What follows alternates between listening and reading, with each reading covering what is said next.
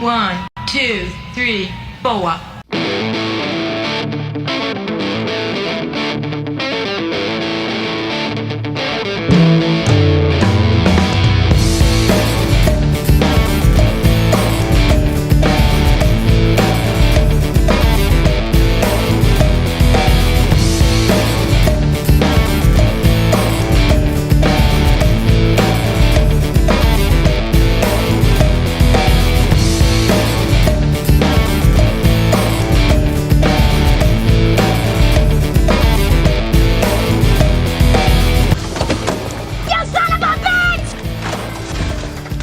Come on now.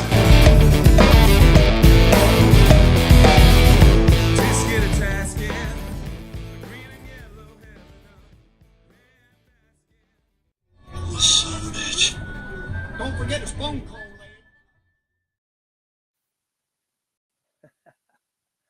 Hey everybody, how's it going today? Just wanted to stream and give you guys some updates on what's going on with me. I am Derek the Dukester Clay. I earned that name through the last chat that I was in on the show that I was in called Murph and Dirk Duke It Out. And Murph and Dirk Dukes It Out, I guess you could say. And yeah, so we streamed for probably 3 straight years. And we ended, man, what was it, a year ago? It was about a year ago that we ended our streams and stopped doing it. So yeah, I haven't been doing it for a while. And you know, if you're missing for a few, people forget who you are. And so that's really what this is about. I just want to update everybody on where I've been, what I'm doing, how things are going, and just kind of show you, yeah, what I'm up to. So get back in the game a little bit. I don't want to be streaming all the time. So this show is only going to be happening probably once every now and then, or maybe a couple times a week if I feel like it, but it's going to be on my schedule, and I'll try to give everybody a heads up. I know it's going to hurt my numbers. It's going to hurt, you know, growth and things like that, but I have to be able to balance work and life and be able to do the things I still love. I can't have it hurt family time and you know, my creative time. So yeah, that's what we're going to do. So I'll try to give heads up. You know, look for me on X. You can see, follow me on Twitter below at DRock. You can see how the letters lay out there, and real simple. So look over there on my X account. I post art. I put things about music. I try to follow people watching videos. You'll see me in chats. You know, probably some of the people that you guys follow. So check it out. I'm going to try doing some draw streams on here. I'm also going to be doing commentary, things about, you know, my favorite music, a lot of that, because I love music. I'm a Frazetta fan. You can see my shirt. So I'm going to be going over showing art.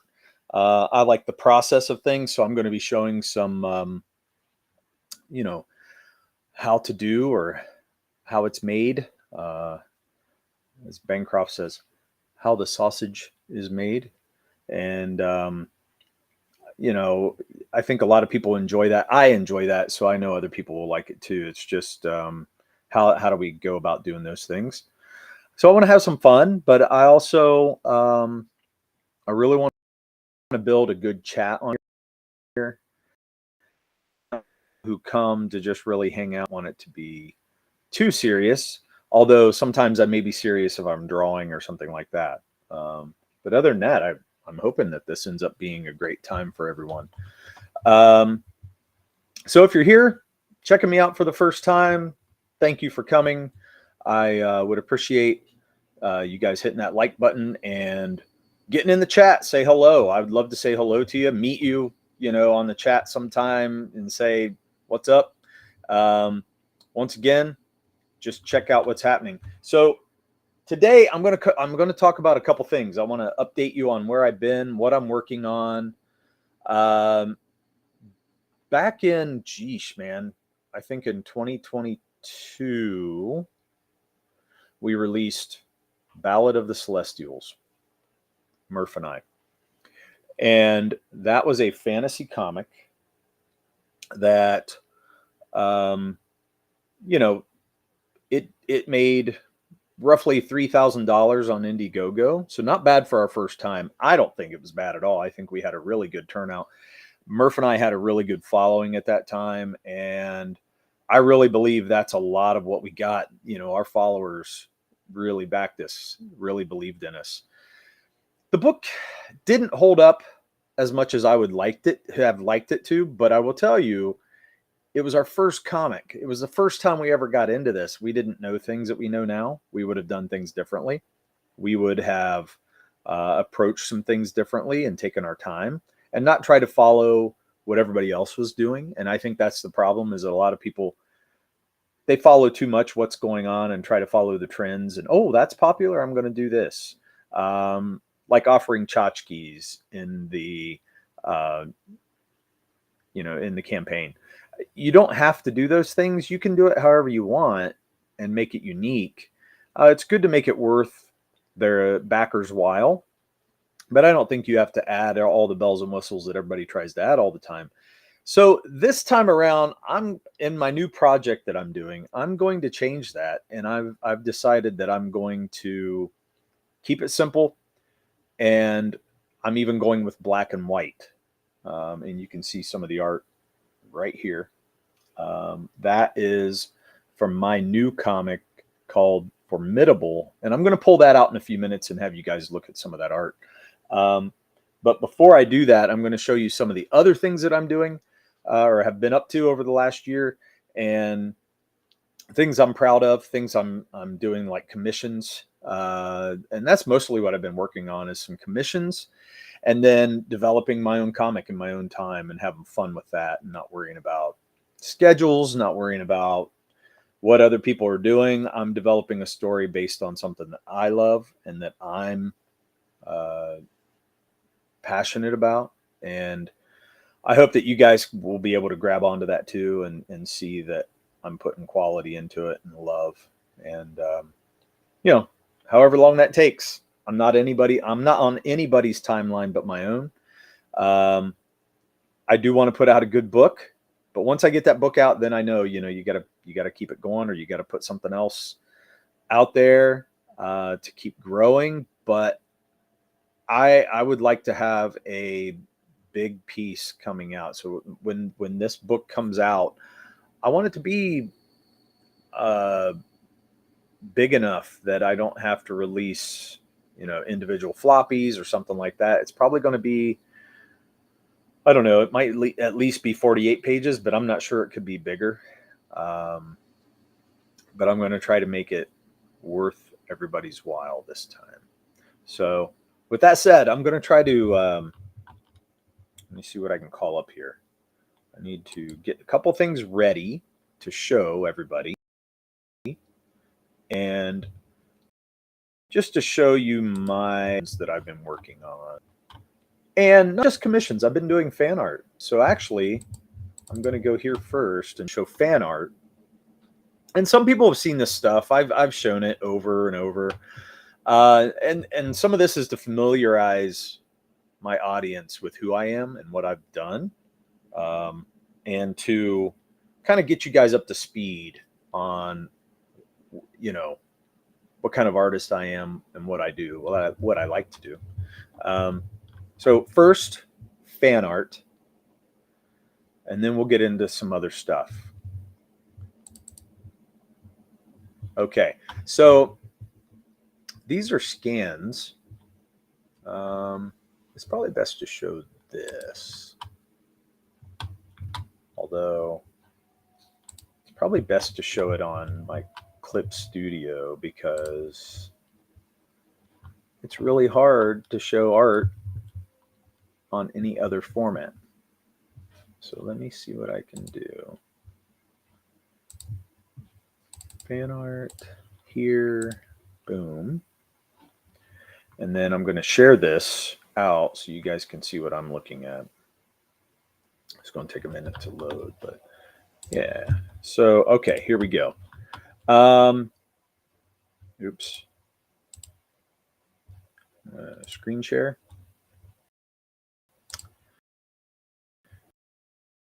Boom.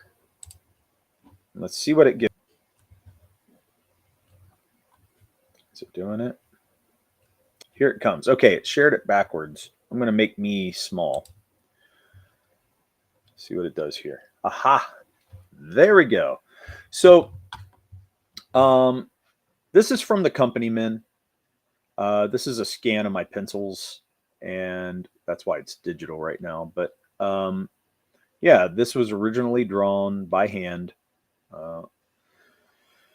I don't even know what size paper that was. But anyway, this was fan art of a CG book that was out a while ago called The Company Men. And I just really liked the team format of the characters. I liked their powers. And so I drew them just as a moment of inspiration.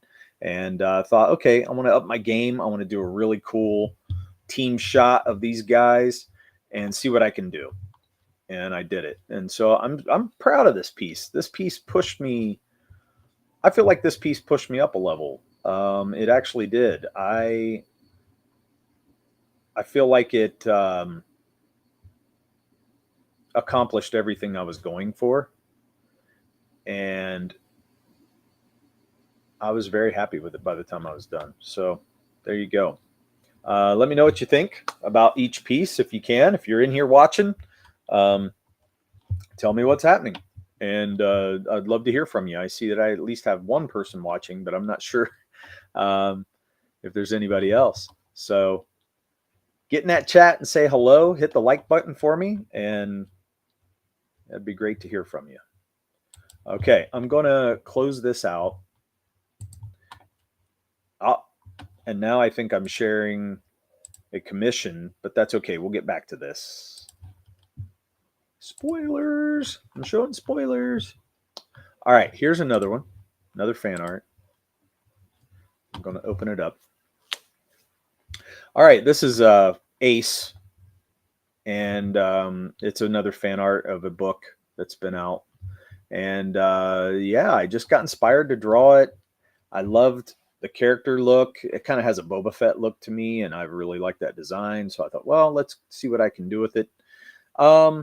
In hindsight, I didn't have any of it planned. I just kind of threw it out. So this was just a fun piece to draw, and I'm still proud of it, though. I like it, but I see things that I would probably improve. But I wanted it to look like he just got beamed down to this planet, and he's having to face this boggy environment and this I don't know, it looks almost like an octopus creature, but it's got all these rough teeth on the bottom of its tentacles. I was just having fun with it, see what I can do with the envelope, because it's kind of a space adventure. So I wanted to see where I could go.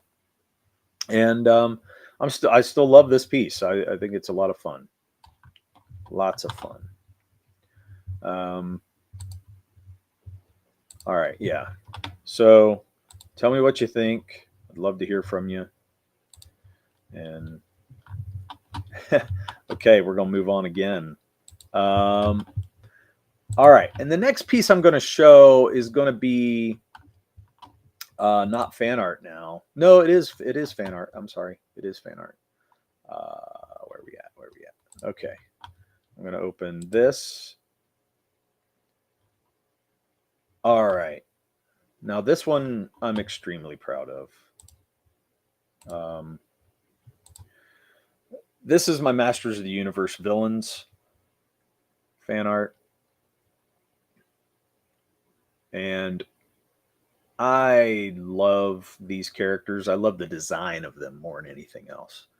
I loved them since I was little, young, whenever He-Man first came out.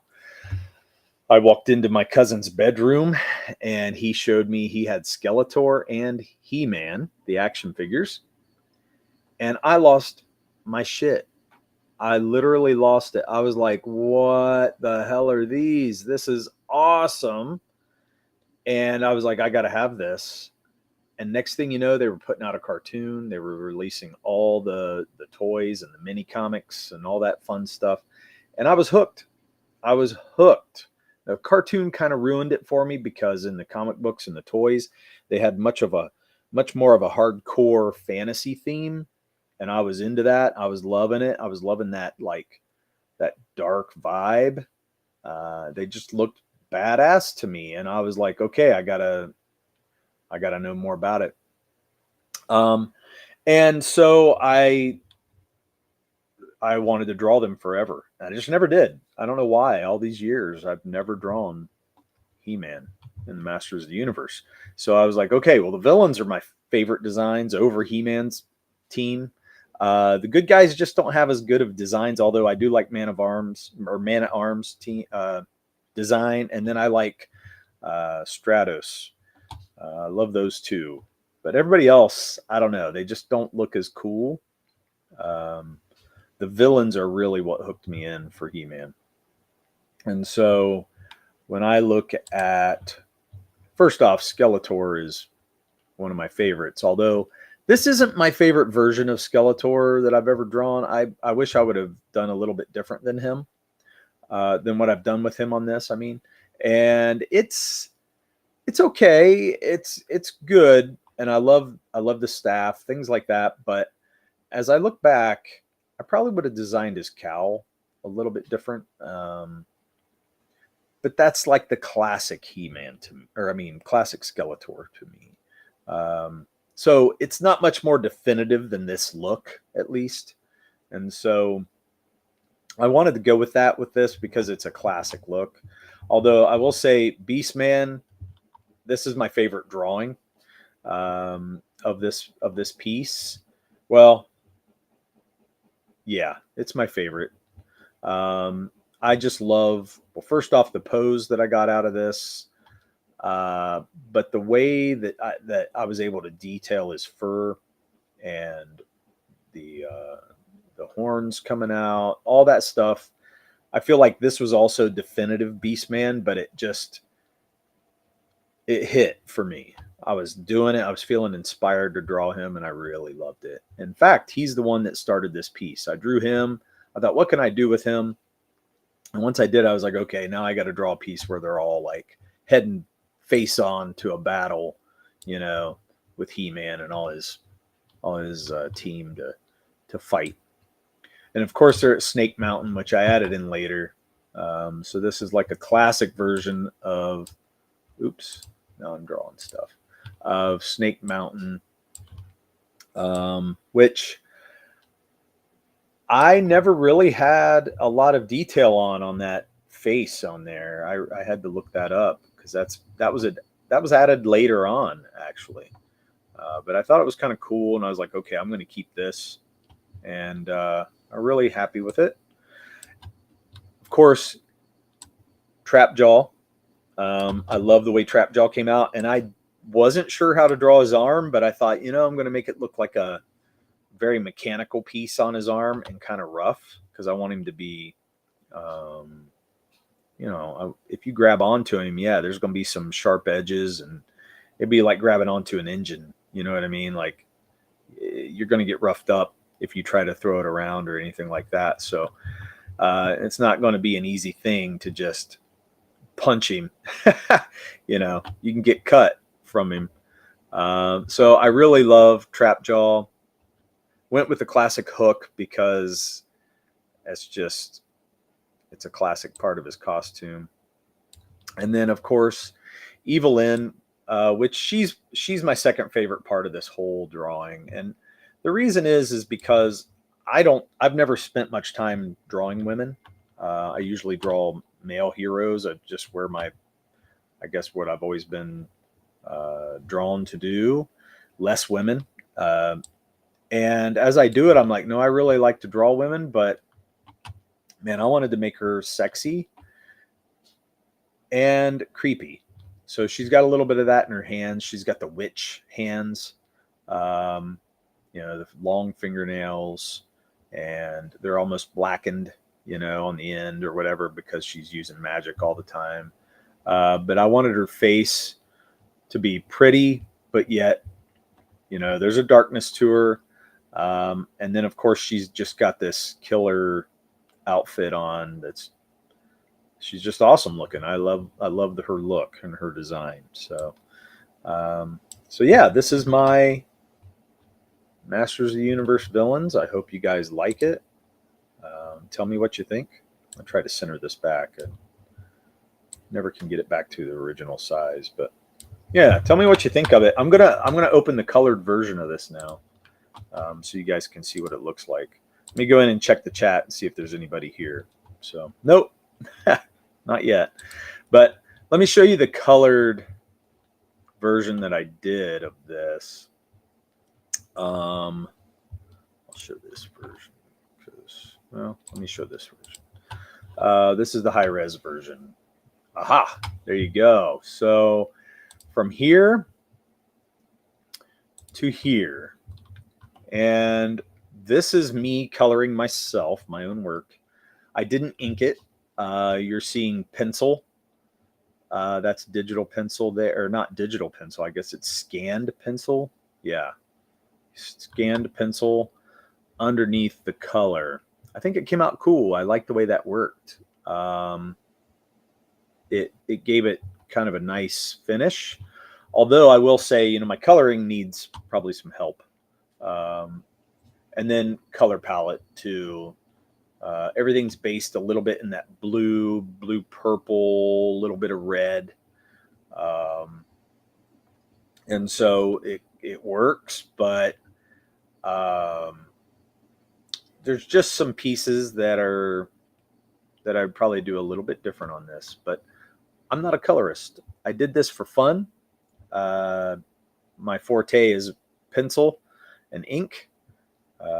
It's not coloring, although most of my commissions, they want me to color everything that I do for them, which drives me nuts.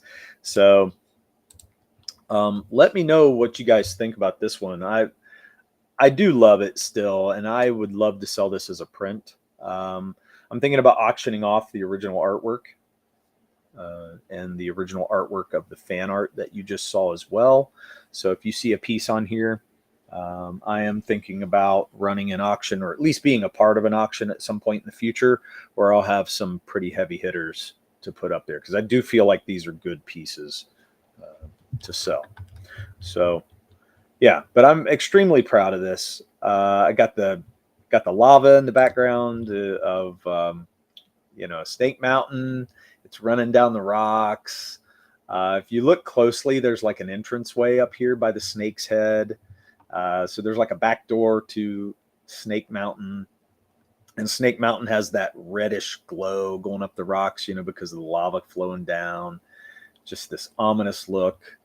So I am very happy with the outcome. And in the cartoons, this is always what it seemed to look like to me. It was always craggy and rocky and dark in this place. So if you were to ever approach Snake Mountain, it was just one of the darkest, gloomiest areas of Eternia. And I don't know, maybe He-Man and his crew came over here to fight Skeletor because who knows? Maybe he stole something that He-Man wanted. So, but I do love this piece, and yeah, I'm glad I did it. It's a great thing. It's a great thing to feel good about some of the stuff that you put out, some of the art you do. So, okay. Let me see if there's anything else in the vault to pull out. I do have a few pieces here. Of course, I've done some, I guess 2 years ago, I did Spawnuary. I'll show that real quick. Which I'm still proud of Spawnuary too. I think I did a good job on it. Typical Spawn. Happy with it. Although I'm a little weirded out by the face and the mask, but I saw they were doing that in some of the comics, and I thought, okay, I like the look of it, but I don't know why it's happening. So I'm going to follow suit, but I don't know. In hindsight, I probably should have just gone classic Spawn face. So Tell me what you think. And then one thing that I did last year that I'm absolutely super proud of is Wonder Woman. And this is fan art. Commission though. This was a commission from a friend at work. She had asked me to do this for her. Come on, load. There you go. There's Wonder Woman. And so I feel like, I'm able to hit these characters in a good way. That it's a classic look. To me, this is a definitive look of Wonder Woman. Get away from the underwear and more of a skirt style, little armor. Yeah, once again, I colored this. Very proud of me being able to do it, but it's not something I want to do all the time. Coloring is not my thing. So I'd rather leave that up to somebody who wants to study color and all that and do that. But I am proud of the piece, and I will continue to do coloring for people in their commissions. Although, I don't know, it's just, it's hard for me, I would say. So yeah, this piece was fully digital though. I didn't draw this by pencil. I did it on digital, although I did draw it by hand, and it's me drawing it, no posing, nothing like that. I'm drawing it like I would on a piece of paper. But I am extremely proud of this because, once again, I told you I don't draw women very often, and this and then Evelyn are my two women drawings, and I think I'm kicking ass on the females right now. I think I'm kicking ass. I'd have to ask Corey Barton what he thinks, but probably not enough boobage. But I think I'm doing pretty good. I think they look good. So tell me what you think. Please jump in the chat. Say hello. I'd love to hear from people. If you're checking me out, come hang out with me. Say hello on this fine Saturday, sunny Saturday afternoon. It's really nice. It's very beautiful out today and almost a little warm. So it's nice. Missing that so bad. I'm ready for the winter to leave us. So tell me what you guys think about this. I'm very, very proud of these pieces, and I'm going to continue to do some commissions. In fact, I'll show you. I'll go back to the commission I was doing. This is Mass Effect. Zoom out and give you an overview of Mass Effect. Let's see if I can get rid of that. Okay. So,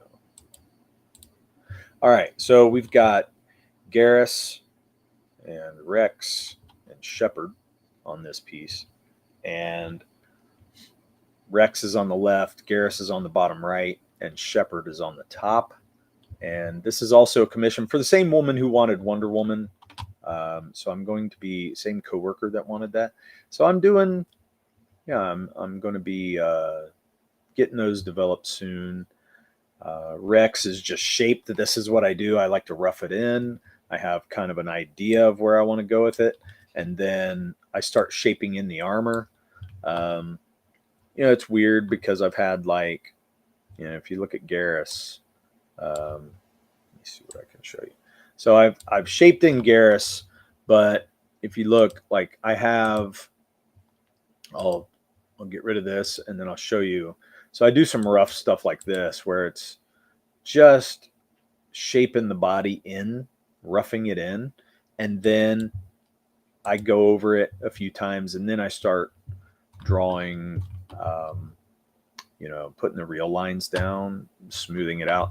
It's still rough in this section over here, like where his arm is and his legs. And I'm going to leave it rough until I figure out where that gun is specifically going to be on his shoulder and how he's holding it. So until I get that fleshed out, that will be rough. Rex is going to be fairly straightforward, just getting his armor down.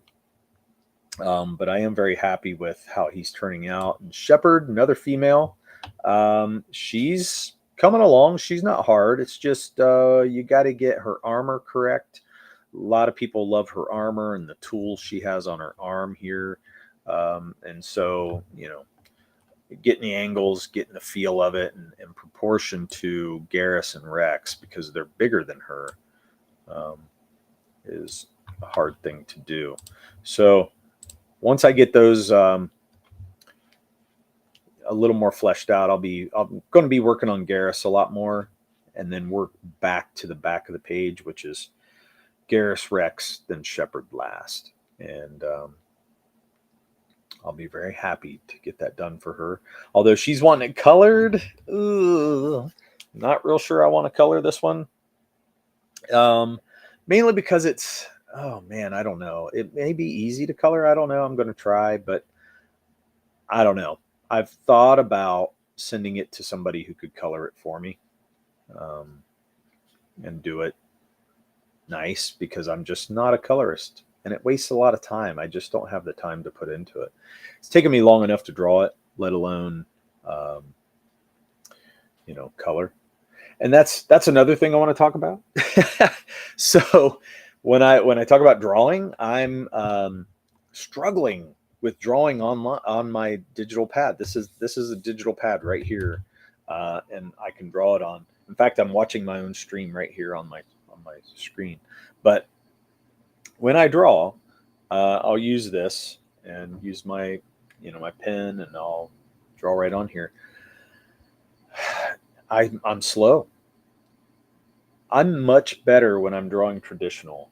When I'm slow on here, it's because I can make the lines perfect, so I can go back and forth and erase and redo and redo and redo and redo until it's absolutely perfect. And it sucks because it takes so much time and I labor so long on one area. I hate it.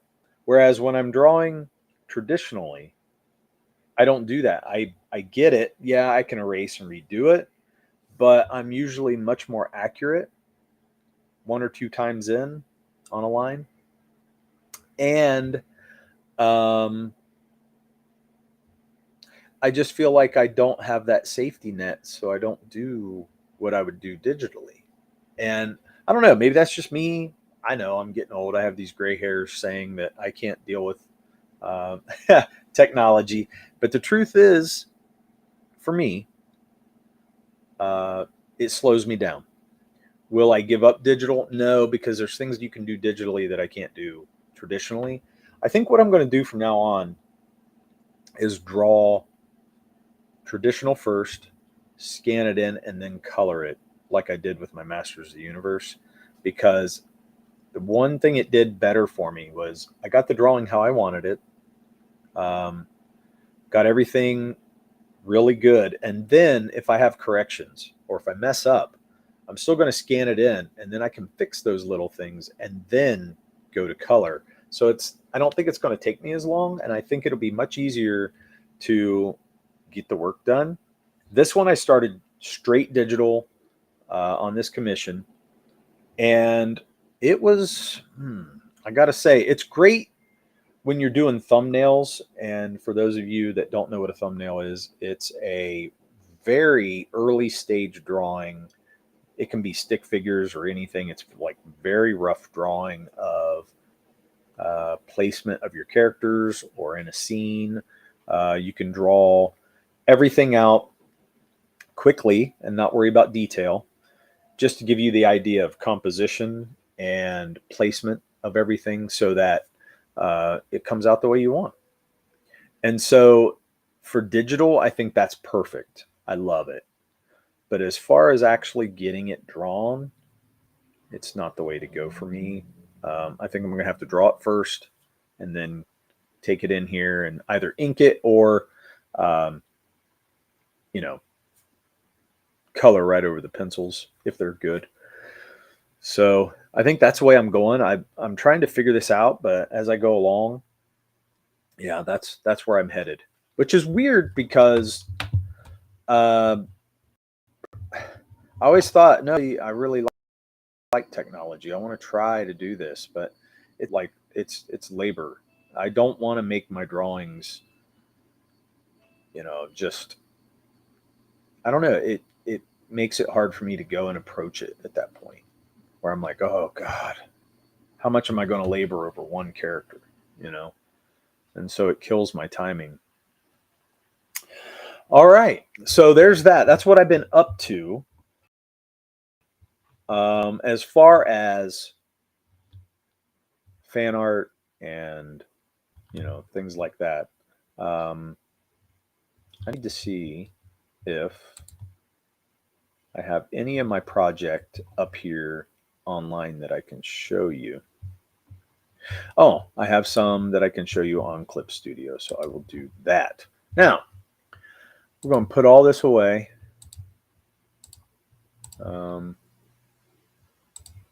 Close it all out.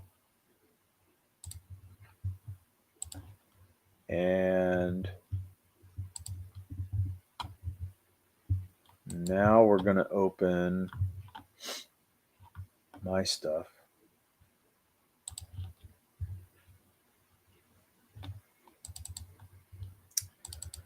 And this book that I'm doing now is called Formidable.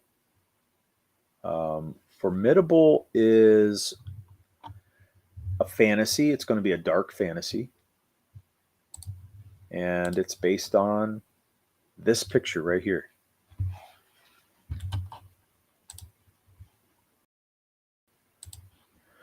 So, whoops, I got off of there. I don't know how that happened. But so it's based on this picture right here. And what I did was I came up with this picture of a boy. I always thought, what would you do if you saw a kid just dragging the head of a giant or some kind of monster on a cart, down a road? And like, what would you think? What would people do and think? So I drew it. I drew the kid. He's got this two-wheeled cart. He's heading out of this village or past this village, which in the story you'll see, but here you don't see it. And I came up with this image, and I was like, that's the premise. That's what's going to start this book. This is the start of my new book. It gives you an idea of like the realm he's living in. Obviously, there's monsters. There's things here that are creepy. And how the hell did a kid get a giant head on the back of his cart? And you can see if you zoom in on the boy. Let me get back to this. The boy he's roughed up. He's got scratches on his face. He's got a black eye. And what the hell happened to him? And those questions are where I want the reader. I want to get the reader thinking, what is this kid a part of? Like, how did this happen? And so that's the whole thing that's the kickoff. Is it interesting? I don't know. It's interesting to me. It may not be interesting to other people. Some people are like, yeah, so what? And I'm like, well, what do you mean, so what? If you're interested in story, you want to know how somebody got where they're at. Like, the whole purpose to me is what is going on here. So what I did was I took this premise and developed the story from this point. I started working with my friend Brent on ideas because he's a good idea guy, but also he gave me some insight and how it hit him too. And okay, so we have this kid. I'll tell you a little bit about it. This kid is a slave to goblins. And the goblins they send him on these errands to go and trade with this cart. So they have goods they're trading on the road. And he has to make it to the destination and back. And they're always watching him, and they're always knowing what's going on with him because there's a dark network. There's a network called the Dark Merchants. And these dark merchants are who they're trading with along the road, but also they give word to the goblins if things don't go right. So he's always being watched. He's always being looked at. And so he has to go back and forth. But he's kept underground with the goblins. Nobody knows the goblins are doing these things except the dark merchants. And one day he encounters a giant. And the giant, well, you're going to have to read the story to figure out how he gets the giant head on here, because obviously he kills the giant, but we don't know how yet. And I'm not giving that away because that's a big part of the story. But and we're not going to tell that part of the story early on. That's going to be something that's going to be answered down the road. But I do have the first 5 pages of this book out, and I'll show you some things. So we have this right here. So the boy's in the cave. Now this is him being enslaved by the goblins, but this is kind of a dream sequence. This shows you his fear, so you can see his face. He's covering up his eyes, but he's still peeking through one eye, like, oh my God, what am I looking at? So he's seeing horrors all the time down in this cave. And you can see, the goblin goes from left to right. Its face is decaying, and then they're screaming at him, and they've just got these nasty teeth and slobbering all over the place. And that's how they're treating him constantly in his existence. So he doesn't have a good existence. He's basically living in hell. You can see down at the bottom all the skulls of the people they've killed, including children. And so people of different sizes there. They're young and old people. And so from adults to children. And they obviously have never made it out of the cave. The goblins watch him all the time, which is the one in the shadows. And then to the far right, you can see this crotchety old man with no hair. And he's somebody that's down in the caves as well. But the goblins keep this man, and he's kind of the head slave. He's the one that showed the kid what to do when he goes and trades, and teaches the kid how to basically survive long enough to get back to the caves so the goblins don't kill him when he returns. So this is the whole premise, and I got the real drawing right here. I'll show you. So this, you can see it's real. It's not just digital. I actually drew this by hand, inked it by hand, and then scanned it in. And I didn't scan this. I think I took a picture of it. It just came out really good. And very proud of this piece. I loved it. I didn't think I was going to ink it by hand, but I actually did. And man, I'm falling in love. So it's this is the way I'm going to start doing my book. I'm going to actually draw by hand, ink by hand, all my pages. I did that on my first book too, but there's just something about these heavy blacks and then just drawing traditional and the way it feels. I just love it. And so I think for the sake of the craft, this is what I'm going to do and how I'm going to do it. This book is going to be in black and white. It's also going to be, well,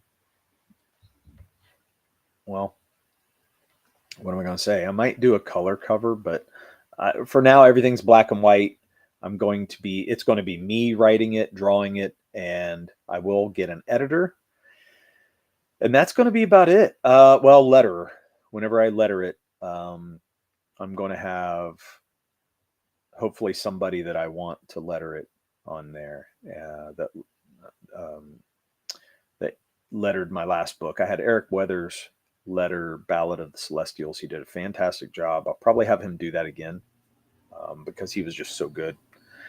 And that's it. I mean, I don't want a lot of names on this thing. I want to do it mostly myself, except for those items. And we'll go from there. So it's in the early stages, definitely. And, but I'm 5 pages in on writing. I've had to rethink those and pare them down and edit them myself. But until I get an editor, that's going to be kind of hard. So premise of the book is the kid shows up with this head to the goblins, and the goblins lose their shit. They're trying to find out what's going on. And what they do is they throw him into this area of like all the goblins, and they're trying to get to the bottom of what the hell did you just bring to our door? Because you just brought a giant head to our door. And they hold court with him, basically. They beat the crap right out of him.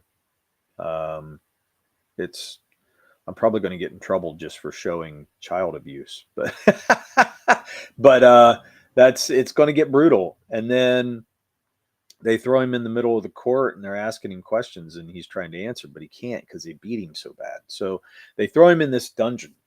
But whenever they throw him in the dungeon, they throw him in with, let me get to him, with this man, the Falconer. The Falconer is a crucial part of this story because he's kind of the whole catalyst of everything. And what he does is he's a falconer to the king, to a king in some of the lands here, and he betrays the king because he steals an amulet from the king, and the king wanted it because it's supposed to have clairvoyant powers,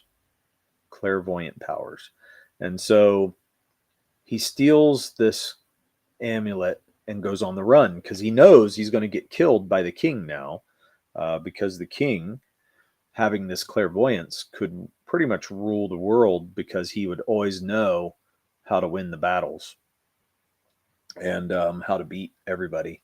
So the falconer, knowing this, steals it, goes on the run.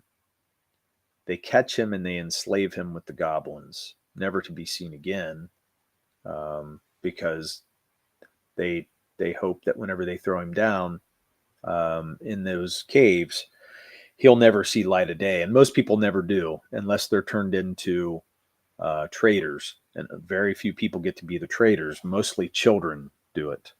And that's why this kid is doing it, because they're trading for the goblins. And they can control the kids. So most of the time they have to kill the adults.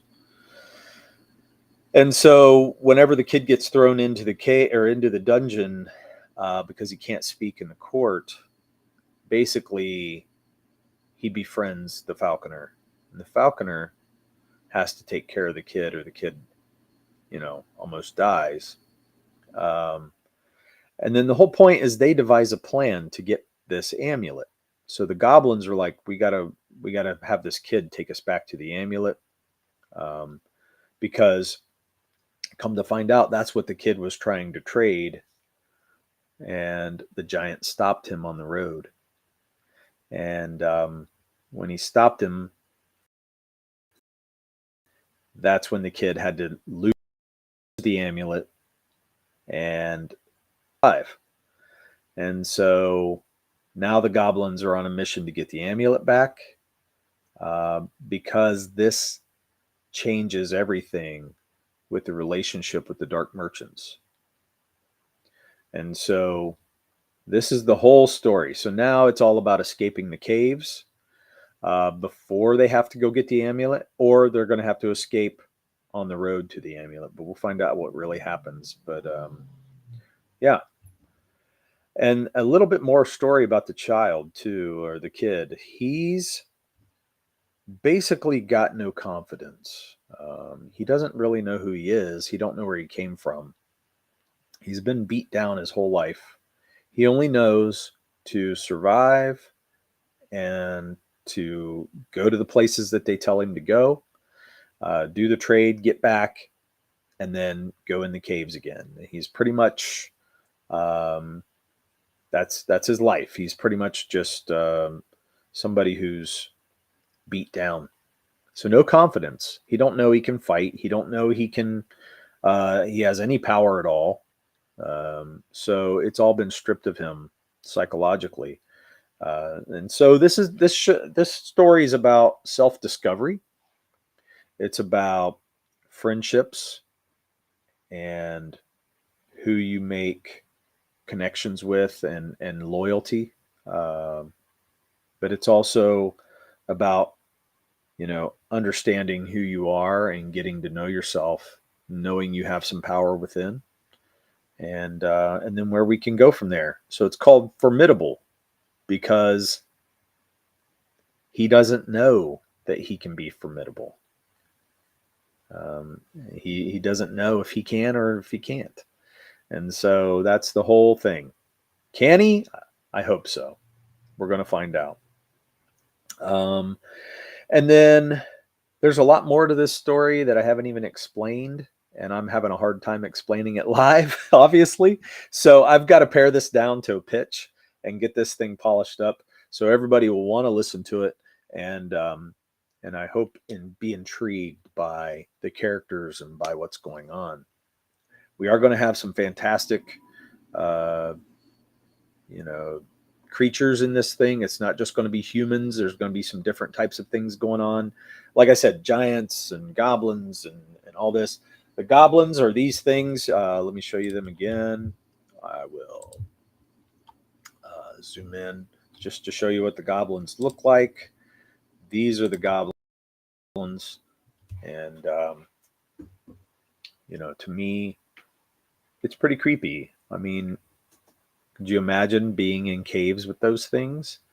And they're only slightly bigger than the boy. I mean, the boy's entering, he's probably, what would you say, 12 to 14 years old. And he's very much, um,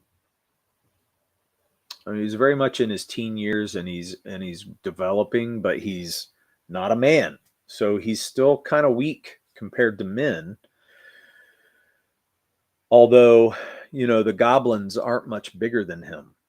And so, as he's aging up, of course, they're going to start losing control of him, or he's going to wear out his use eventually, which is what most adults there did. Or, if they grow up to be adults at all, they would wear out their welcome and get thrown away, get thrown to the bottom of the cave. And the man here, which I want to spend some time on too, he is basically, which is really funny. I didn't realize that this drawing's different than what I actually have on my hand drawing. You can see him face on here. This man has he's blind in one eye. He's got scarring on his face. But he's also, he's lost hair, things like that. He's going to have a whole backstory of why he's there and what he's doing. But that's not what he looks like on here. So it's funny. Let me show you what he actually looks like now. This is more of a side view. But let me get here. It's taking a minute to see me. Oh, it took me off. Okay, let me see if I can switch this up. Aha.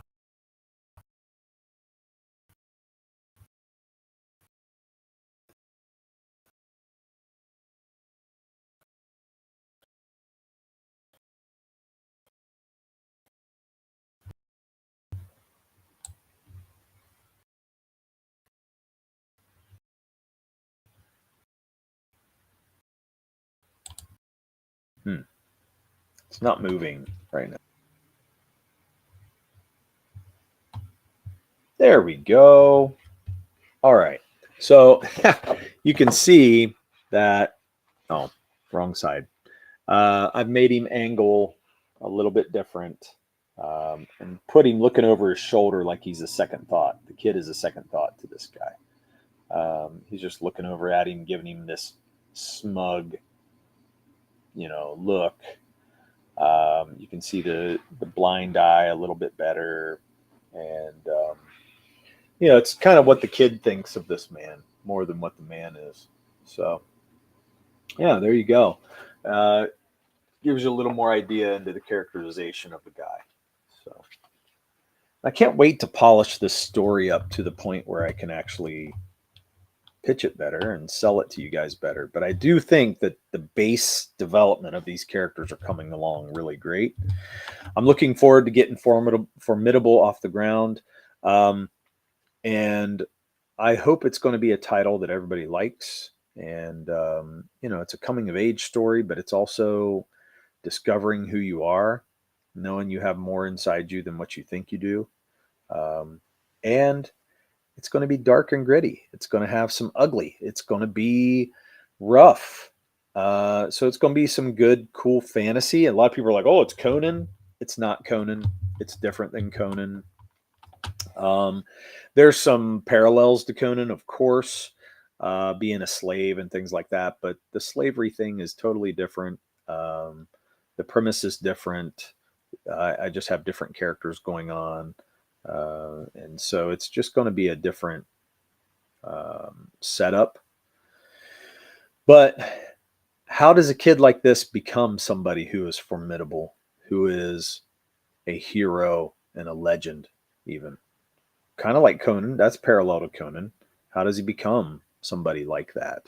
And I want to follow up through that. And I think it'll be fun to tell those stories. The inspiration behind the story was my son, who has autism. And just knowing how he's been treated because of that autism, because of, his setbacks or whatever, what he would consider setbacks. The way I've treated him before as a parent, not loving everything that I've done.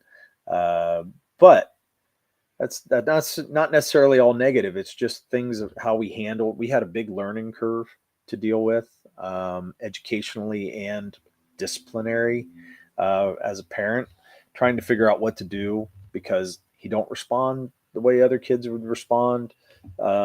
Socially, he has different norms and things that he needs to do. So there's a lot of things in this story that I'm tying into the kid in this story, but also he's got a lot of strength inside of him. He's carried himself up through all this and has overcome so much, and he's become a an educated person. He's gone through college. He's gone through, he went through high school, gone to college, and got over all that stuff. And now he's working and things like that. And I'm like, man, he's achieved so much. He's doing great. And psychologically and emotionally, man, that's hard. And I don't think we understand how hard that is for somebody to have to overcome that kind of stuff. So the overcoming and the achieving was like, wow, that's an amazing piece. That's a cool story. It's a really cool story. And it's as old as time. So I want to tell that. I want to talk about it. I definitely want to share pieces of that, but I'm going to frame it in this ugly, weird shit right here. So I hope you like that. And yeah, it'll be great. Anyway, you guys, I haven't seen anybody get in the chat at all yet. I'm hoping that you do. I really hope you do. Let me see if I can share some other pieces of art with you guys. Oops, I'm in the wrong place. Okay. So I've stopped sharing. I'm going to go over to my drive and see what I got in there, because I do have some different art up in there that I haven't necessarily shared or saved in my hard drive. Oh, wow. Okay, so I was talking about the Court of the Goblins. This is the idea for the Court of the Goblins. I'll share this.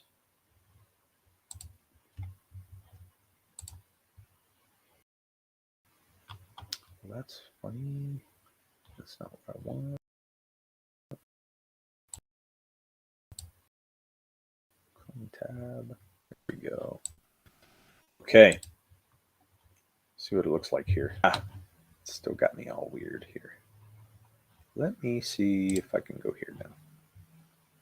There we go. So this is the Court of the Goblins. This is going to be a little idea of what that looks like when he's in there just slumped over after getting almost beat to death by them. And they're going to be hooping and hollering like a bunch of monkeys on the side of these rocks, where they're just like, you know, you betrayed us. You know, you've brought this evil to our doorstep. You're going to try to kill us all. What are you doing? You know, and he's going to be, you know, basically hardly able to speak. So there you go. That's going to be a big scene in the first comic that I make, or the first story, part of the story that I'm telling. So I hope you all like that. All right. Let me get out of here and show. Let me go to my drive and show you the formidable stuff, because I have a few more character things in here, I think. Yeah, here we go. Yeah, so here's the kid getting beat up. And of course, he's a little more mature on this. But that's the idea of him getting beat up by the goblins. And, you know, this is just concept right now, but I love the idea of them holding him down while they come up and they're scratching him and they're just beating the shit right out of him when he gets back. And then they drag him down to the depths again, down to the cave. And that's when they throw him in front of the court of the goblins and say, "What the hell are you doing?" Here's another shot of the falconer, just a quick little, I don't know, quick little sketch I was doing of him. I just wanted to show, you know, he's got these leather pieces all over him, like on his arms and things like that. This thick leather so the falcons can land on his arm. And then, you know, this is, once again, I want him to be not old, but older. You know what I mean? Like maybe in his 40s. He's a seasoned guy. He's not a young man. I don't want him to be a young man. I want him to have some edge, but I don't want him to be young. So now these guys are part of the Dark Merchants. We encounter them at the beginning of the story, and they are watching the kid as he pulls the head through the village, and they're trying to get to the bottom of what's going on, and they don't like what he's doing. So there's the sketch for them. Now, I don't have them fleshed out as far as their outfits go, but you can see by the looks on their face, they're not very nice dudes. So they're going to be thinking ill of the child or of the kid. And I think that's mostly everything. I think I've shared everything as far as art goes. So I'm going to stop sharing that. Can I stop sharing that? I'll go here. Stop sharing. There we go. I didn't know where the button was. It put it up on the wrong page for me. It didn't show it down here. So yeah. So there you go. That's formidable. That's all the character concept and the sketching that I have done for now. I've got more coming. And I definitely have ideas of where I want these characters to go, but I think I've got a good start. And I've got the 5 pages outlined, and a lot of, I don't know, background stuff that I've written, but nothing put together as a streamlined story yet, which I will be doing. I'm hoping to talk to an editor. I'm doing commissions to be able to do some of that, so I'll be working on that stuff um, to pay for the comic. So if you have questions about that stuff, let me know, and I will be more than happy to talk to you. And, if you got ideas, that'd be awesome. Um, okay, and then the next part that I like to talk about, music guy. So um, I'm only going to go for a few more minutes, maybe, I don't know, maybe half hour more, just so you guys know. But for me, they just put out the new nominees for the Rock Hall of Fame.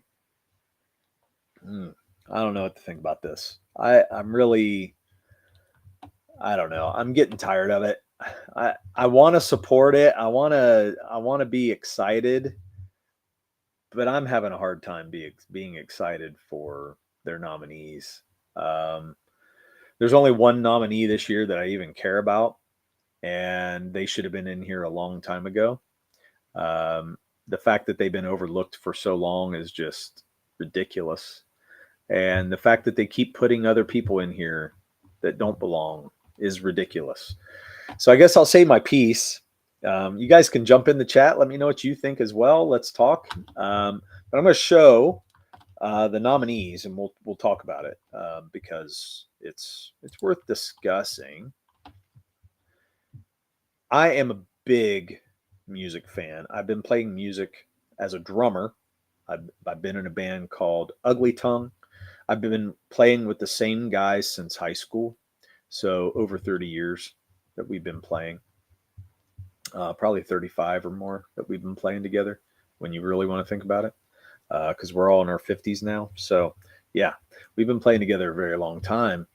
So I've just had a love for music. Grew up as a metalhead, um, you know, uh, original metal, like Iron Maiden, which they're on the list this year. Uh, we were into, of course, Ozzy and Metallica and all the original metal back in the 80s, man. And I wasn't really a big fan of new metal or anything like that. So those guys doing new metal, it's just a whole different ball game to me. It's not the same. It don't feel the same. It doesn't have nearly the cool factor that the old stuff used to have. So with that said, my tastes have changed over the years, and I left metal behind, started listening to jazz as I got more into the craft of drumming, just like craft of doing comics. There's a whole craft and a whole thing to it that learning will take you, and it will take you down different roads. And so I loved all kinds of music, all kinds of genres, but there's just some, I don't get into. But even still, as much as I love all styles of music, when I think of the Rock Hall of Fame, I don't love a lot of other styles getting into the Rock Hall. I just don't think they belong. I don't think that's because they're terrible or anything. It's not a cut on their music. It's it's the Rock and Roll Hall of Fame. It's not meant to be um, R&B or jazz. They're not putting jazz artists in there, um, but they are putting a lot of hip hop and R&B in there. And I'm just going, okay, that don't feel rock and roll to me. I understand that it has influence out of blues and all that stuff, but it's not the same thing. So whenever they do these things, I just get beside myself and I have to shut it out, not listen to everything. I have strong opinions, but it just drives me nuts. So I'm going to talk about those for a few, and then we can get out of here. And you can say, "Man, that guy, sheesh, what's up with that dude?" But let me share see what I can do here. Yeah, let's share this. Okay. Let's see what this looks like. All right. Man, am I hating the way this is working right now. Let me see if I can switch this. There we go. Oh, that's much better. Okay. Yeah, let's do that. No, you know what? Let's do this. Yeah, that's even better. More room. You can see more now. So this is the 2026 nominees. And I'm a Rush fan. I've loved Rush my whole life. Most of my life, I will say, as a from teenager on up. When I first discovered them, I just, as a drummer, like Neil Peart was the tops for me. So that's who I studied a lot of. He had a very profound effect on me as a drummer, and I shaped a lot of what I do after him because of just how awesome he really was. And that, so even if you don't like the music, you know, you can't deny the abilities of their musicianship. And I just dug in. So metal, progressive rock, which dabbles into metal at times. Thrash metal, I'm into Megadeth. I'm not a Metallica guy, even though I like Metallica. Okay, Megadeth will always be top tier over Metallica for me. And then, got into jazz, got into some world music, just all kinds of stuff. Reggae, funk, jazz, all that stuff. Big band jazz, love it all. But this stuff just really irks me. So, all right, let me scroll down. 2026 nominees. All right, here's the first few that we can look at for now. All right. Oops, wrong place here. Clicking on the wrong things. So this is the list. Oh, I'm covering up one of them. Let me scroll down because it's just a bad idea.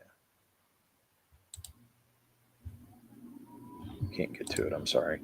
Let me scroll down. Is that better? Can I see that? Maybe.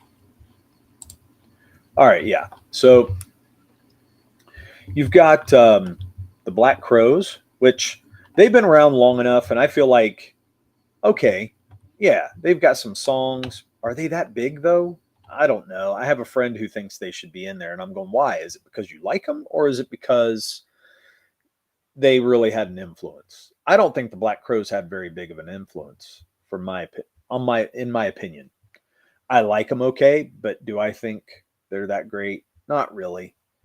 Jeff Buckley, same thing. Not much to offer there. I don't feel like he had a lot.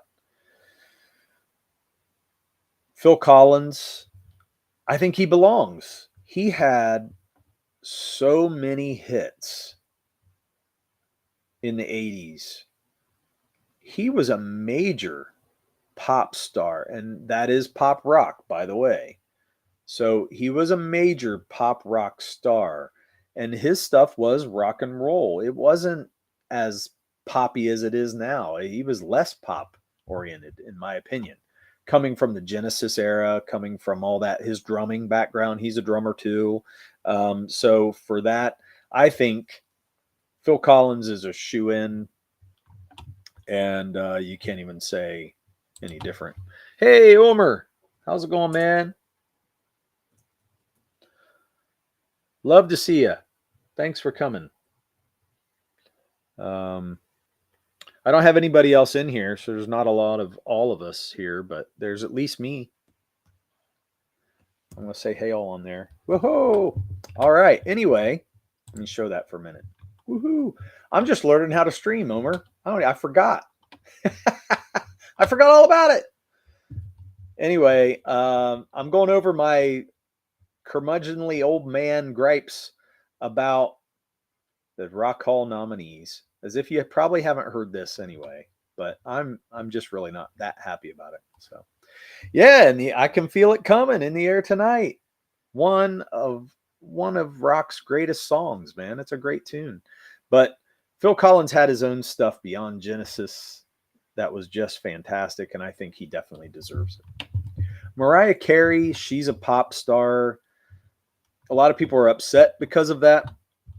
And I'm like, okay, I understand Mariah Carey's not rock, but she is a pop rock person. She's pop star. That makes sense to me. Um, I can live with Mariah Carey going in there. It's not my favorite. Melissa Etheridge is definitely rock. I think she's influenced a lot of people, and I think she's definitely got a place in the Rock Hall as well. I don't love her music. I'm not a fan of her. I don't care for her stuff at all. But do I think she's earned a place? A little bit, yeah. Not as much as some, but yeah, a minor place. Lauryn Hill? Hell no. She made one album with the Fugees and one solo album, and the solo album bombed, and we never heard from her again. She needs to go away. I don't know why we're putting her here. It's just because they like who they like. And I'm going, this is bullshit. Why are we putting her in there? Omer says, for sure, bring all the kids to the party. Well, for me, not this one, because I feel like she has no place, man. Just because you're in the Fugees don't mean you get to come in again as a solo artist. You had one damn album, one hit. She did that song, Killing Me Softly, and it wasn't even her song. It was a cover, because Killing Me Softly is a cover that she did. She did it great. She did an awesome job. I think she's a great vocalist, but she does not belong in the Rock Hall of Fame. Shouldn't happen. Let's go down. Okay, Billy Idol. I would say pop rock star back in the day. Wait, what happened here? How'd that switch? Uh-oh. Okay, let me see if I can drag it and change it. Yeah, there we go. So Billy Idol to me he was rock, a little bit of punk. He definitely had that going for him. And I think he had enough hits over the years that, yeah, Billy Idol belongs in there. I do. I believe it. He's iconic enough. I think he's probably had some influence over people, and he's been around for a long time. I think that makes sense. In excess, pop rock, I can live with them going in. I think they had an influence because even though they were short-lived as far as when they were actually making music, making hits, I think they left a big mark on music. And it makes sense to me. But, when their singer passed, they stopped doing everything. And it kind of made everything stop. But I totally get why they were an influential band. So I totally get them going into I can live with it. Omer says Mariah was a hot piece of ass, so that may be why she, they're going in the Rock Hall. Yes. I would probably agree with you. How could I say not? And then now it gets to the big one for me, Iron Maiden. Iron Maiden for me, this is what I cut my teeth on, man. When I was drumming back in the day in the 80s, when I first got my drum kit in 88, no, I'm sorry. I got my first kit at the end of 89 and 90. I saw my first concert, which was Iron Maiden and Megadeth in 88. And a year later, I was drumming. And these guys had a big influence on who I am today, even. I still wear Maiden shirts to this day. Saw Maiden a couple years ago with my son. His first concert was Megadeth, and his second concert was Iron Maiden. So it was great to have him go do those things, go see those bands. They're awesome. And they're pioneers in the field. They pioneered metal as a genre. They took it from the streets of England to America and the world over, and they're still to this day selling out arenas, not venues, arenas. They're on the legendary level.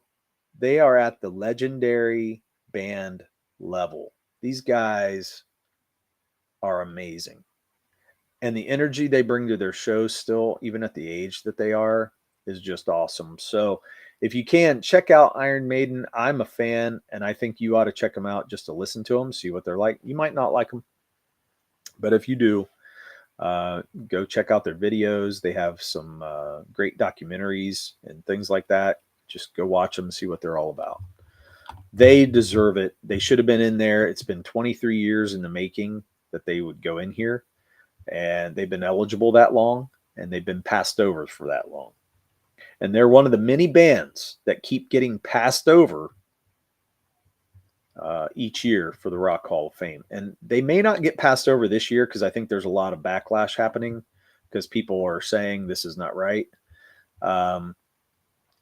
It's like not putting Ozzy Osbourne in the Rock Hall of Fame. How could you not do that?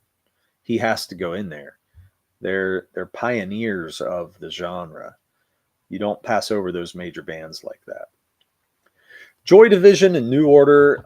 Okay, I think they were an influential band, but I never listened to them that much, so I really didn't give too much cares about anything that they did. So I can't even tell you that much about them, but I know they're an influential band. That's all I really know. New Edition. What the actual hell is going on? Oh, he says, nah, I meant let's bring peeps in here to your show. Yeah, that's what I meant with bringing the kids to the party. Oh, okay. Yeah, not Lauryn Hill. Yeah, I agree with you. So, yeah, bring peeps to watch my show. Let's go. But New Edition can, no, they can fuck off. Sorry, but they don't belong in the Rock Hall. They are an R&B group, which I don't feel all rhythm and blues belongs in the Rock Hall just because it's got blues in it. And that's because I think blues has a place, but it doesn't always influence every little thing. I think that you can have blues influence different styles and not have it be part of the Rock Hall, is what I'm trying to say. Because although it is a form of blues, it's not a form of rock. Does that make sense? I hope that's where you know where I'm coming from. So once again, it's not about New Edition being bad. They had great vocals. But do I care about that? No. They weren't rockers. They didn't do anything. Kick them out. All right, kick them off the list. Oasis. I just hate these guys.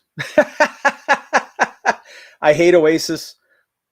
My Wonderwall can suck a... You know what? I am not cool with them at all. I hate them. They thought they were the second coming of the Beatles, and far from it, and they're terrible. And I just would rather not ever hear their music, ever at all. And, I understand why they're going in. They're very popular. People love Oasis, even though they put out barely anything. They haven't hardly done any work at all. They did not live up to the hype. And Joy Division and New Order kick ass, so I'll have to give them a listen, Omer says. Yeah, New Edition, they aren't rock at all. Balls, Megadeth. And Gatekeep, yeah, I don't think we're going to do that. But I don't think R&B belongs in there every time. Just because somebody's R&B doesn't mean you need to put them in there. And no, I don't think they were great, man. I hate their music. I think it's shit. I think they are not good. I remember when they were at their heyday with Wonderwall and all that bullshit, and I couldn't stand it. My Wonderwall just made me want to punch somebody in the face every goddamn time I heard that stupid piece of music. So, nope, they're out for me. Let's go up. See if I can scroll here. Okay, which brings us to the bottom of the list.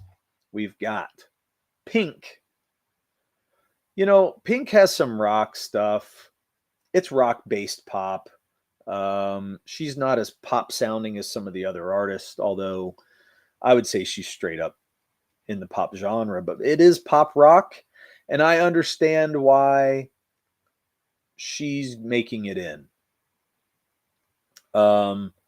Pink is not always one genre of rock. She does some R&B, she does pop, she does rock, she does it all. But I feel like that helped her get in here, and I can understand why she's being looked at for this piece, or for this class.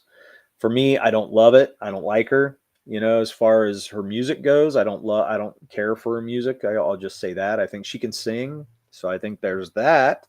But I don't think I would care if she goes in there or not. And I really don't care when I see bands like Styx, Boston, Kansas. Those guys are not in the Rock Hall of Fame.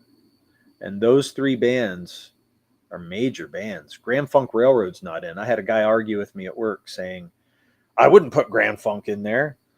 Why wouldn't you? They were super influential on a lot of bands. Why would you not put some of the most influential bands in there? It makes sense because they actually influenced the generations to come. So you don't have to like everything that goes in there. I don't like all the bands going in there, but I totally get. I get why Oasis is getting nominated. I just hate them. That's all. So if they go in, it's not the end of the world for me, but I don't love those guys at all. I just think they're assholes. Sade. Now, Sade is one of my favorites. Once again, though, do I think she's rock? Nope. I actually think Sade is more R&B and just a different thing. She's definitely not rock to me. Most of her stuff, it's got the R&B vibe. It's got that Lovers groove. I don't know what to call it. It's definitely not rock to me. It fits on the blues side of things, but it's different. It's more rhythm and blues to me. And once again, just because you're rhythm and blues does not mean you belong in the Rock Hall. And I love her though. I absolutely love her, and I'm going to give you a story about Sade. At least for me, my story about Sade. On 9/11, me and my wife got married on 9/8 of 2001. On 9/10, we took the day off to recoup because it was a lot to, having the wedding. And, the next night on 9/10, did I say 9/10? 9/9, we took a break. 9/10, we had the Sade concert. And it was in Columbus here in Ohio. And she put on one of the best concerts I've ever seen in my life. Hands down, one of my favorite concerts that I've ever been to. Me and my wife just chilling. The whole crowd was just chilling. The smell of cherry cigars just floating through the air with this mist of the cherry cigar smoke just floating over everybody, and cool fucking music from Sade. It was just as grooving as you could get and chill as you could get. And I was like, my God, man, she's got everybody just laid out like it was like a love fest. You know what I mean? It was just, yeah. And nobody was even, well, some people were high, I'm sure, but we weren't high. We were high on the fun. We were high on happiness. It was a good time. And then that next morning was 9/11, and it was crazy. And we were leaving on our honeymoon, and 9/11 happened. And so what a crazy 3 days that really was. But I will always love Sade. Still listening to her music today. And in fact, tonight, when I go play music with my friends, I'm going to play music with my bass player, my guitarist. We were playing some Cherry Pie by Sade. If you don't know that song, look it up. It's badass. We're going to play some of that tonight. So, okay, that brings me down to Shakira. And no, she needs to be off the list. She's Latin, I think. Spanish, Latin, one of the two. I don't know. I don't think she belongs here. She's pop and Latin pop, and I think she should be gone. She's not rock necessarily, although it does have some rock influence from it. Whenever I said pop, I was like, oh shit, yeah, there goes some of the pop rock stuff. But I feel like it's just hard time. And plus I feel like she doesn't have much influence. Who has she influenced as an artist? I don't know. Maybe some Latinas, maybe, in other countries. I don't know if she's done here. Any influence here at all. Yeah, man. I love Sade.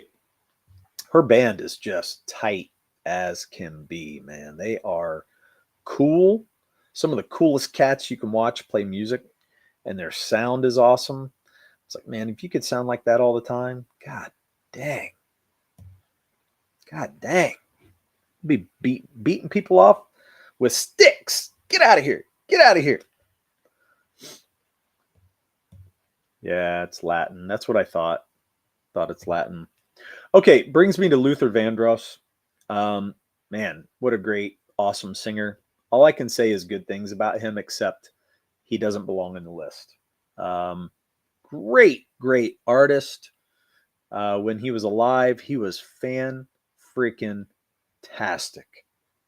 And I can't ever say anything bad. I think he was just phenomenal. But was he a rock person? No, I don't believe it. And I think you're going to have a hard time convincing me he should belong in the Rock Hall of Fame. So, sorry, Luther, you got to go, man. But you are awesome. You were awesome. Still love some, stuff you did. It's good. Wu-Tang Clan. There's influence on rock from these guys. There is. These guys influence some people. Do I think they belong in the list? No. They're rap. I don't think rap should belong in here. It just doesn't fit. It don't make sense. But once again, I do believe that a lot of people, Wu-Tang has such a cult following that they're going to get in just because of that. So I know they're going to be on the list this year just because they can be, and because people are going to put them in. I do not believe they belong here though. And so out of the list, man, who is that? Who belongs out of what I said? How many? So we've got one with Pink, two with Oasis, three with Joy Division, four with Maiden, five with INXS, six with Billy Idol, and Melissa Etheridge is an iffy for me, so I'll say yes, but what is that, 7? Mariah Carey, possibly 8, 9 with Phil Collins. Black Crowes and Jeff Buckley, they could make it, but I could care less. So 10, 11, 12, maybe 12 people make it off this list. Yeah, it's terrible. I don't know. I don't think they should. It's stupid to me. Yeah. So anyway, that is where we're at with the Rock Hall. Okay. How am I stopping? Oh, here we go. Here we go. You know what? I don't know them either. I don't know any of the songs from Wu-Tang. Where'd I go? I'm gone. How'd that happen? What's going on? Okay. I don't know what's happening, but I'm hoping I come back soon. I hope you guys can still hear me.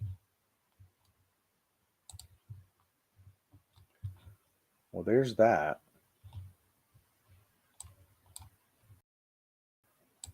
But for some reason, it's not letting me put my camera up by myself.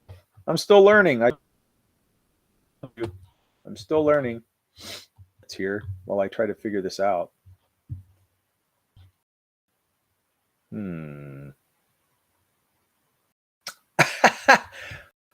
What's going on? You floating?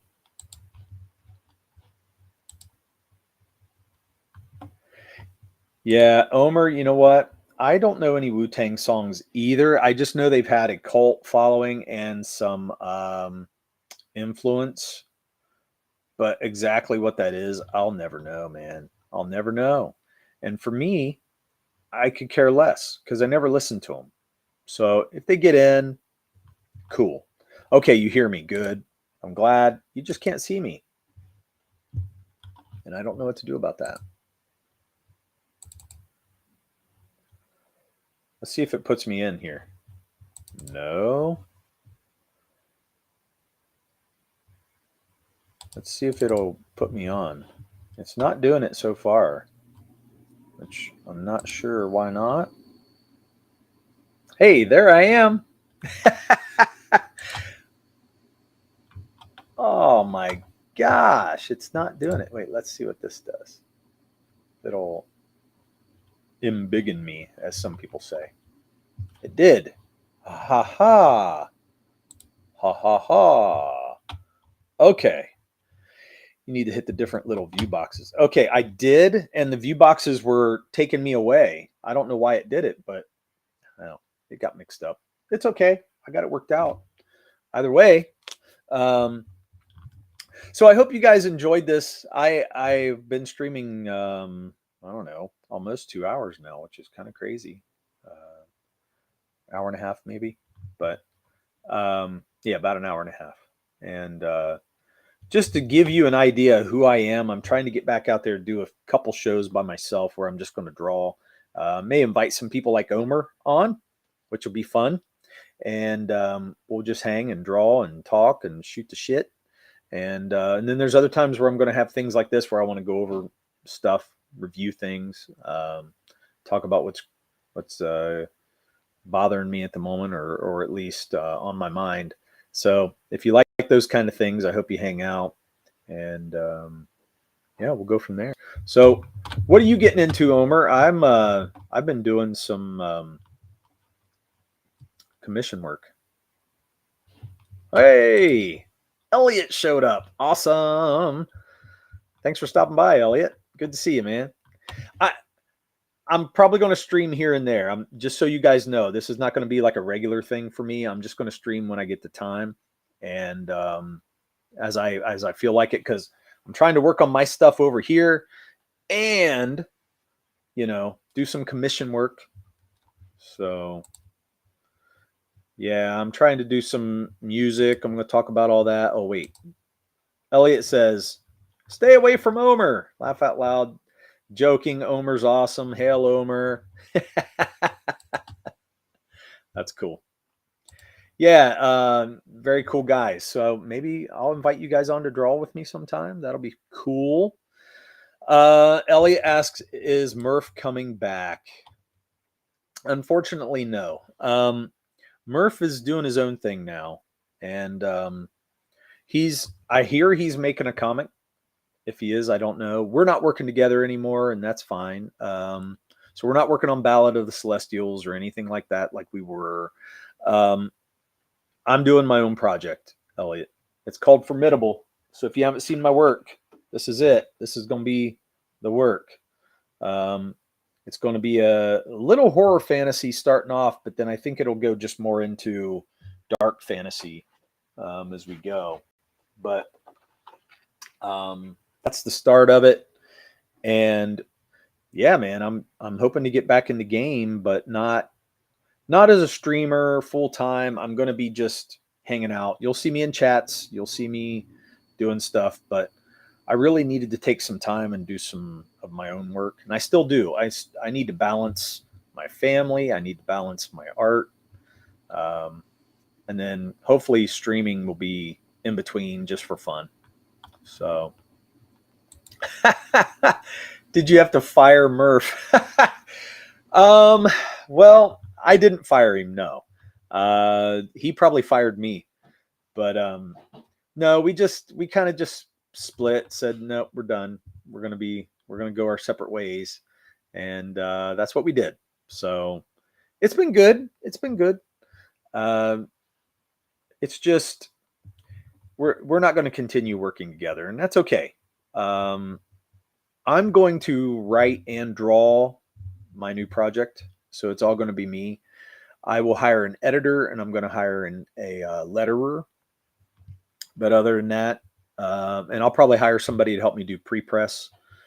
Chris Fisk helped me do pre-press last time, and he was great at that. So, I'd like to pay him to do that again if he's willing, but I know he's busy with his own stuff. But other than that, no, it's going to be mostly me doing this stuff. So yeah. Oh, okay. So Omer says he's just making art and supporting the peeps in the scene. Need to get me some commissions. Yeah, man. Yeah, get some commissions from Omer. Love to stream. Great. Looks great, man. Yeah, you do your own thing. Less stress. Yeah, I mean, that's part of it. Is it's so stressful anyway, creating books. You guys know it's like there's a lot to do. And streaming is just another added thing. And I was hosting all the time, and I was doing it on a weekly basis. So when it gets down to scheduling and trying to plan and come up with things, I was going, you know what, it's too much work and not enough out of it. And we weren't growing. Our subs weren't growing at that time. And I just thought, you know what, I think I'm just going to keep doing this for a while, and it's not going to be worth, that I'm going to get back into the art and get myself, feeling good about this whole thing again. So, hang on a minute. And if I can help out with anything, let me know. I can recommend a few colors. Oh, awesome. That'd be great, man. Although I'm thinking about doing this in black and white. So give me just a minute. My son's asking for something.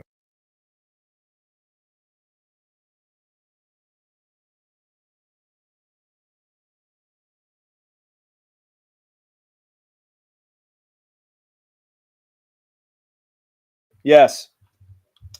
Okay, so yeah. Omer says I can do pre-press work if you need help with that. Great. Yeah, because I'm really terrible at that kind of stuff. Came in twice. Yeah. So yeah, the thing with pre-press is when I was doing color, it was harder, of course, because you got to switch that stuff. It was from RGB over to CMYK, all that stuff. Chris Fisk just knew how to get it working. He knew what he was doing. I knew nothing. And so I thought, this time around, I'm going to do black and white, keep it real simple, and we'll go from there. And maybe down the road, I'll color it if there's a demand for that. But I'm not going to do it if there's not a demand. So. Yeah, it sucked. You guys started streaming on Tuesdays.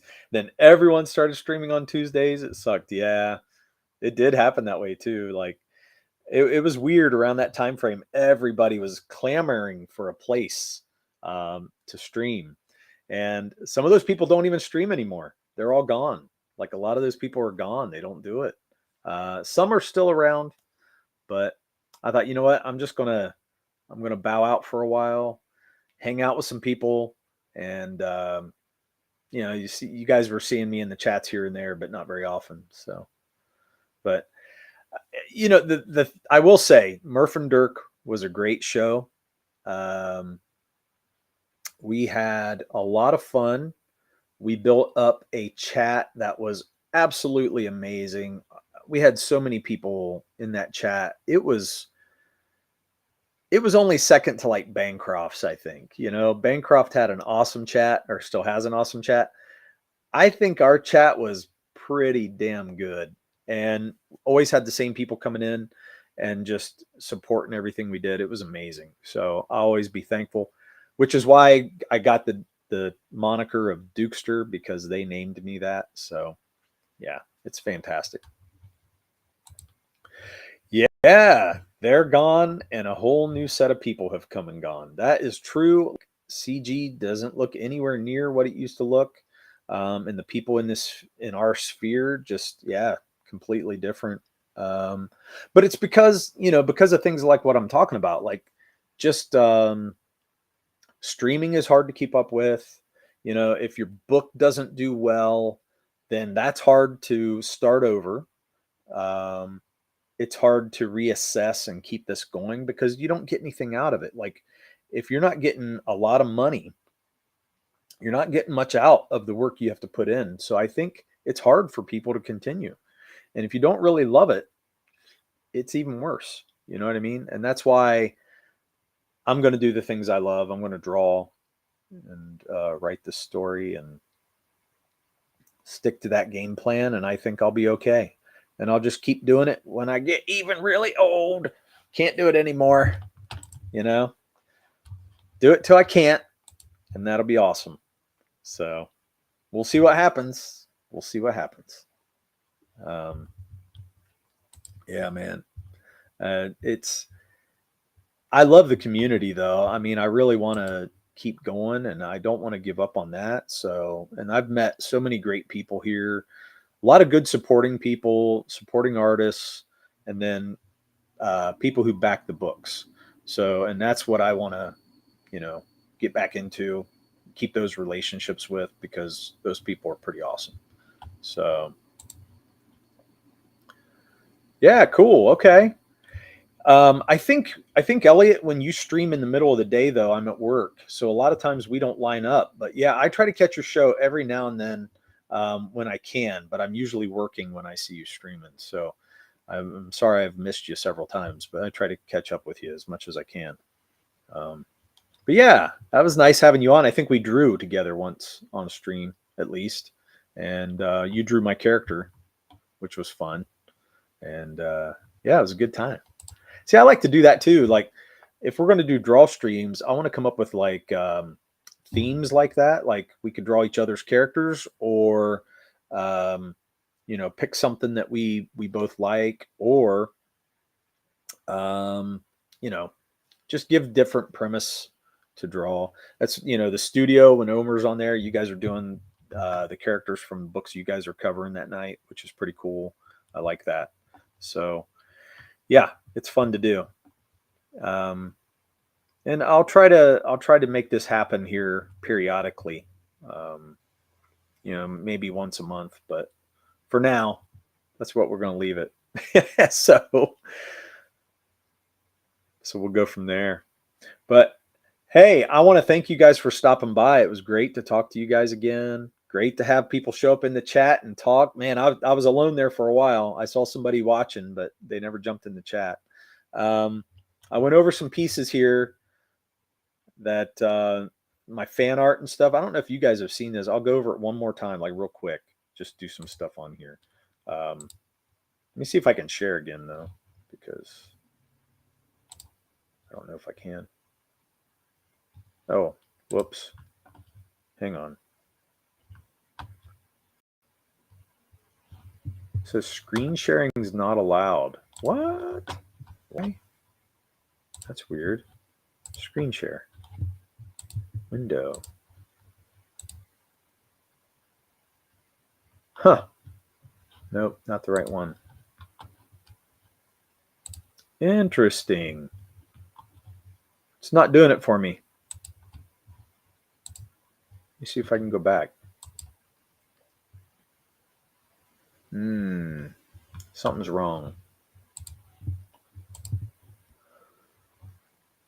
Yeah, something's going wrong now. Huh. I must be having some trouble. I was able to share my screen for a little while, and now it's not.